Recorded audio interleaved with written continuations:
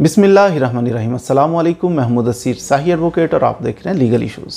आज जो legal issue discuss करेंगे वो ये है कि अपना जो एक्सपीरियंस है उसकी बुनियाद के ऊपर मैं आपको कुछ टिप्स दे देता हूँ कि कभी ज़िंदगी में प्रॉपर्टी सेल करनी है ना आपने, आप मकान है आप चाहते हो मैं सेल कर दूँ, कोई प्लॉट है आप सेल करना चाहते हैं, तो आपको ये 3 गलतियाँ कभी नहीं करनी।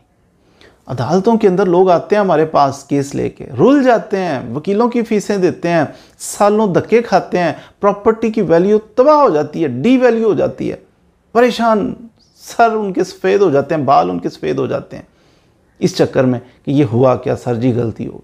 वो गलतियां क्यों ना मैं आपको पहले बता दूं कि आप कभी भी प्रॉपर्टी सेल करें तो ये 3 गलतियां कभी ना करें। नंबर 1, आप ये कभी ना करें कि प्रॉपर्टी सेल कर रहे हैं, थोड़ा सा गौर कर लें कि किस बंदे को, किस नेचर का बंदा है जिसको मैं प्रॉपर्टी सेल कर रहा हूँ। ब्लैकमेलर टाइप बंदा तो नहीं है।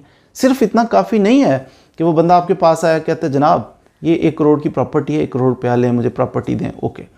नहीं, बिलखसूस ये गौर करना है कि बंदे की नेचर जिसको हम सेल करें, नेचर क्यों, इसलिए नेचर उसकी देखनी ज़रूरी है कि बाज़ दफ़ा प्रॉपर्टी की सेल परचेज में 90% ऐसा होता है कुछ रकम एडवांस दे के एग्रीमेंट टू सेल करवाया जाता है, मुआहदा बैक करवाया जाता है, एग्रीमेंट करवाया जाता है कि जी मैंने फ़लाँ प्रॉपर्टी फ़लाँ शख्स को बेचने का मुआहदा कर लिया है, उससे इतनी रकम एडवांस ले ली है, 6 माह के बाद 3 माह के बाद बकिया रकम देगा तो मैं रजिस्ट्री करवाऊंगा। इस तरह का एक तहरीर स्टाम्प लिख के दिया जाता है। जब ये स्टाम्प लिख दिया जाता है तो वो एक आपने कुछ ना कुछ दिया है उसको, स्टाम्प लिख के कुछ पैसे आपने वसूल किए हैं, यू आर बाउंड, आप बाउंड कर रहे हैं खुद को कि ये प्रॉपर्टी अब आप इसको सेल करेंगे। फिर क्या होता है, बाज़ दफ़ा वो विद इन टाइम जनाब पेमेंट नहीं करता, खोट आ जाता है उसके दिल में, छोटा सा केस अदालत में डाल दिया, स्टे ले लिया आपकी प्रॉपर्टी के ऊपर, जनाब स्टे दे दें मुझे जल्दी से कि ये प्रॉपर्टी का एग्रीमेंट मेरे साथ हुआ है, ये इसको कहीं फुलफिल करे, मुआहदा हुआ है मुआहदा पूरा करे।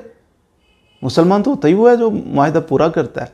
तो वो अदालत में ले जाता है, अदालत में लेके जाएगा तो आप घर बैठे ही आपको एक केस पड़ गया, आप तो प्रॉपर्टी सेल कर रहे थे, आप तो नेक नीयत थे, तो आपको घर बैठे केस तोहफे में मिल गया। आप फिर जाएंगे कचहरी में, जाके वकील इंगेज करेंगे, लाखों में फ़ीस देंगे, उतना एडवांस ना लिया हो जितनी वकील साहब फ़ीस ले लें, तो आप उधर पे करेंगे, लिटिगेशन चल पड़ेगी, प्रॉपर्टी आपकी स्टे ले लेगा वो, फिर आप बेच भी नहीं सकेंगे किसी को। वो कितने साल चलता है केस पता नहीं, कितनी इनकन्वीनियंस हुई, कितनी परेशानी हुई। नौसरबाज टाइप बंदे जो हैं उनको थोड़ा सा एहतियात करें कि उनको प्रॉपर्टी ना सेल करें।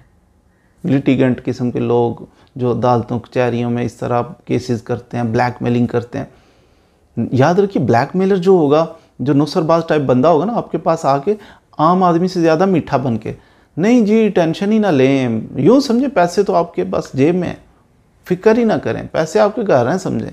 अब उसके कहने से आपके घर हो जाएंगे पैसे, क्या कहने से क्या होता है।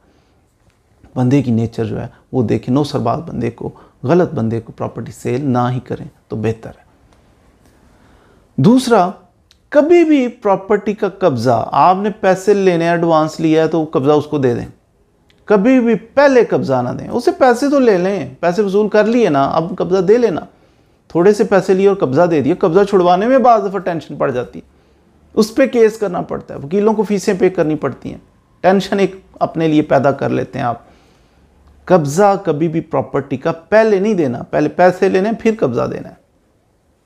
तीसरी चीज़, तीसरी गलती जो करते हैं फिर अदालतों का रुख करते हैं, परेशान होते हैं, वो ये है कि जब तक फुल पेमेंट आप नहीं ले लेते, जिस बंदे को सेल कर रहे हो ना उससे फुल पेमेंट जब तक आप नहीं ले लेते, आप उसको रजिस्ट्री करवा के नहीं देंगे। सर जी टेंशन ही ना लो, देखो 10 लाख रुपया सिर्फ रह गया है, हमने 90 लाख दे दिया है, 10 लाख रह गया, भाई भेज रहे हैं मेरे बाहर से, अभी बस एक कमेटी डाली हुई है, कमेटी निकलेगी, दे रहे हैं बस आपको, टेंशन ही ना लो, बस मजबूरी है, ज़रा जल्दी रजिस्ट्री करवा दें, ज़रा आएँ, वो 2 बयान 2 हरफ हो जाएं, ज़रा अंगूठा हो जाए, तो घर वाली बात है, आप तो हैं ही भरा हैं अपने, वीर हैं आप अपने। अब इस तरह की अनोखी सी आप सीधे साधे जाके अच्छा चलें, दे ही देगा, कह रहा कमेटी निकलनी है, कह रहा बाहर से आ जाना है, तो अंगूठे लगे, रजिस्ट्री होगी उसके नाम, वो अब मालिक बन चुका है। मालिक ही वो है उस प्रॉपर्टी का। आप उस प्रॉपर्टी को लेके कहाँ जाओगे, क्या कहोगे कि फलां प्रॉपर्टी के पैसे इसको कहें मुझे, फलां प्रॉपर्टी तो आपकी है ही नहीं, फलां प्रॉपर्टी तो है ही उसकी, उसके पैसे वो आपको क्यों दे। अब कभी भी रजिस्ट्री करवाने से पहले हमेशा आपने पैसे वसूल करते, पैसे वसूल टोटल अमाउंट जब तक नहीं आ जाती आपने पैसे वसूल करने से पहले रजिस्ट्री नहीं करवानी। हाँ, अगली पार्टी भी कहती है जी पैसे सारे दे दें, रजिस्ट्री करवाई नहीं, उसे कहें ऐसा करो, चलो हमारे साथ, दोनों पार्टियां चलते हैं रजिस्ट्रार के सामने, जहाँ रजिस्ट्री होनी है ना, सब रजिस्ट्रार के सामने जाके उसके रूबरू आप पैसे देना, मैं अंगूठे लगा दूंगा सामने सामने, दोनों काम एट ए टाइम हो जाएंगे, आपको भी मुझ पे शक ना रहे, मुझे आप पे ना रहे। तो ऐसा कैसा है, उसी वक्त पैसे पे करें, उसी वक्त रजिस्ट्री करवाएं, दैट्स ऑल। तो ये लिटिगेशन का सोर्सेज बता रहा हूँ कि कहाँ कहाँ से ओरिजिनेट होती है, कहाँ कहाँ से लिटिगेशन चल पड़ती है, फिर आपको अदालतों में सारी ज़िंदगियाँ, अपने बच्चों के लिए बाद दफ़ा हम फौत हो जाते हैं, पीछे हमारे बच्चे भी वो अदालतों के, क्या जी अब्बा जी वो लिटिगेशन चल रही है। तो अपनी आने वाली नस्लों को भी बचाएं लिटिगेशन से, ये कोई इतनी अच्छी चीज़ नहीं है। बिला वजह की कोफ्त होती है, ज़हनी कोफ्त होती है, परेशानी होती है, पैसे का ज़िया होता है। तो सूझबूझ रखें, कोशिश करें कि प्रॉपर्टी से रिलेटेड अगर काम आपने करना है तो हमारी प्लेलिस्ट है लीगल इश्यूज़ पे, यूट्यूब चैनल है हमारा लीगल इश्यूज़, इसके ऊपर प्लेलिस्ट बनाइए प्रॉपर्टी रिलेटेड वीडियोस, उसको एक दफ़ा गो थ्रू करें, सुने, ताकि आपको पता चले कि ये प्रॉपर्टी रिलेटेड क्या क्या इश्यूज़ हो सकते हैं, कैसे रिजॉल्व करने हैं। तो मेरी तो राय ये होगी, बल्कि रोज़ाना की बेसिस पे एटलीस्ट एक वीडियो हमारी ज़रूर देखा करें, ताकि आपको पाकिस्तान जहां आप रहते हैं उसके क़वानीन के बारे में कुछ ना कुछ आगाही हो सके। मज़ीद वीडियोज़ के लिए हमारे साथ रहिए। Thank you very much.